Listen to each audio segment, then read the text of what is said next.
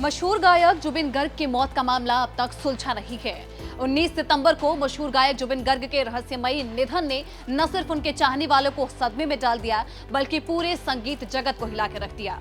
Singapore में scuba diving के दौरान जब उनकी मौत हुई तो शुरुआत में उसको एक साधारण हादसा माना जा रहा था, लेकिन अब जैसे जैसे दिन बीत रहे थे, हालात और बयानबाजी कई नए सवाल खड़े कर रही है।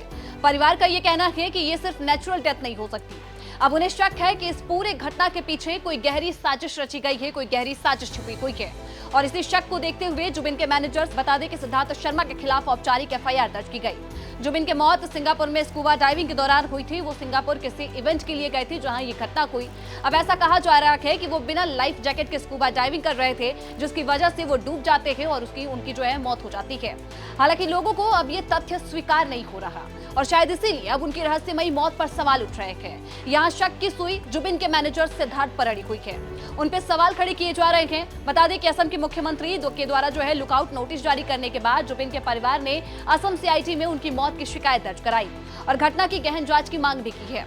वहीं शिकायत पर हस्ताक्षर करने वाले गर्ग के चाचा मनोज कुमार ने पीटीआई को ये बताया कि उन्होंने शनिवार को ईमेल के जरिए सीआईडी को शिकायत भेज दी थी। गर्ग की पत्नी गरिमा और उनकी बहन भी इस मामले पर हस्ताक्षर करने वालों में शामिल थे। बता दें कि एक वरिष्ठ पुलिस अधिकारी ने यह कहा कि हमें गर्ग के परिवार से एक शिकायत मिली है और हम उसकी जांच कर रहे हैं। उन्होंने कहा कि सीआईडी का विशेष जांच दल वो 19 सितंबर को सिंगापुर में गायक संगीतकार की मौत से जुड़ी घटनाओं की जांच कर रहा है। बता दें कि एक वरिष्ठ पुलिस अधिकारी ने कहा है कि हमें गर्ग के परिवार की ओर से शिकायत मिली और हम उसकी जांच कर रहे हैं। उन्होंने कहा कि सीआईडी का विशेष जांच दल 19 सितंबर को सिंगापुर में गायक की मौत से जुड़ी घटनाओं की जांच करने के लिए जा रहा है। वहीं परिवार के द्वारा दर्ज कराई गई शिकायत पर भी विचार किया जाएगा। उन्होंने बताया कि एसआईटी की एक टीम रविवार को गुवाहाटी के काखीलीपारा इलाके में गर्ग के आवास पर गई थी। वहां पर उन्हें कुछ बातें परिवार से पूछनी थी, इसीलिए उनके अधिकारी ने परिवार से मुलाकात की और अब उनके बयान दर्ज किए जा रहे हैं। बता दें कि यह मामला गरिमा के द्वारा जुबिन के मैनेजर सिद्धार्थ शर्मा के खिलाफ सभी एफआईआर रद्द करने की अपील के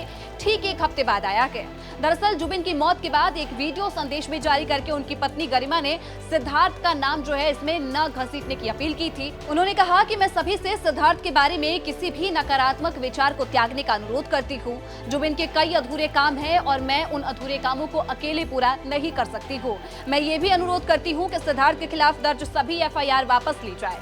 हालांकि इसके बाद 25 सितंबर को एसआईटी और सीआईडी की जो टीमें हैं, उन्होंने सिद्धार्थ जुबिन गर्ग के सहयोगी संगीतकार शेखर ज्योति गोस्वामी और साथ ही सिंगापुर में नॉर्थ ईस्ट इंडिया फेस्टिवल के मुख्य आयोजक श्याम कानू महंत के घरों पर भी छापे मारे। उन्होंने एक पेन ड्राइव, एक हार्ड डिस्क, एक कंप्यूटर, सीपीयू, दस्तावेज और अन्य सामान भी बरामद किए हैं और उनको जब्त कर लिया गया है। जुबिन गर्ग की मौत न सिर्फ उनके चाहने वालों को गहरे शोक में डुबा दिया है, बल्कि अब ये मामला कई सवालों के घेरे में भी है। क्या ये वाकई एक दर्दनाक हादसा था, किसी बड़ी साजिश की शुरुआत थी? सीआईडी और एसआईटी की जांच से आने वाले दिनों में इस रहस्य से पर्दा उठेगा। तब तक पूरी इंडस्ट्री और उनके फैंस सिर्फ एक ही उम्मीद कर रहे हैं कि सच सामने आए और जुबिन को न्याय मिले। बाकी तमाम जानकारी के लिए आप दैनिक जागरण को फॉलो कर लीजिएगा।